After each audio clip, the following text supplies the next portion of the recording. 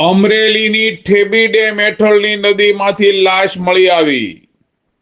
ગત રોજ તારીખ 29/8/2025 ના રોજ બપોરના 1:15 અમરેલી ફાયર કંટ્રોલ રૂમ ખાતે ટેલિફોનિક જાણ કરવામાં આવેલ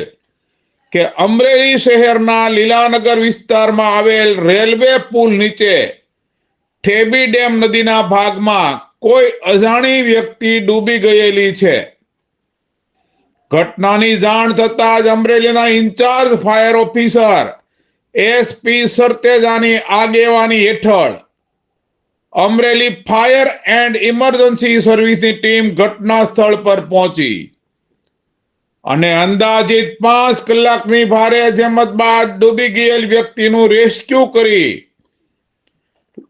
પાણીમાંથી લાશને બહાર કાઢી પોસ્ટમોર્ટમ અર્થે સિટી પોલીસને સોંપેલ. આ કામગીરી કરનારા ફાયર સ્ટાફમાં સાગર પુરોહિત, પ્રવીણ ચૌહાણ,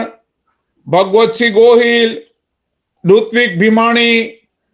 સૌજી ડાભી, જગદીશ ભુરિયા, કૃષ્ણ ઓળકિયા, મિલન ગાંભવા, ધર્મેશ જુવાદરિયા, શક્તિસિંહ ગોહિલ, અનિરુદ્ધસિંહ ચૌહાણ, યશ પરમાર વગેરે ફાયર સ્ટાફના માણસો જોડાયા હતા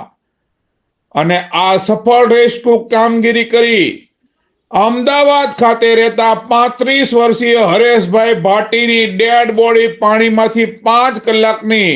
ભારે જહેમત બાદ શોધી કાઢી નદીના પાણીમાંથી બહાર કાઢવામાં સફળતા પ્રાપ્ત કરી હતી.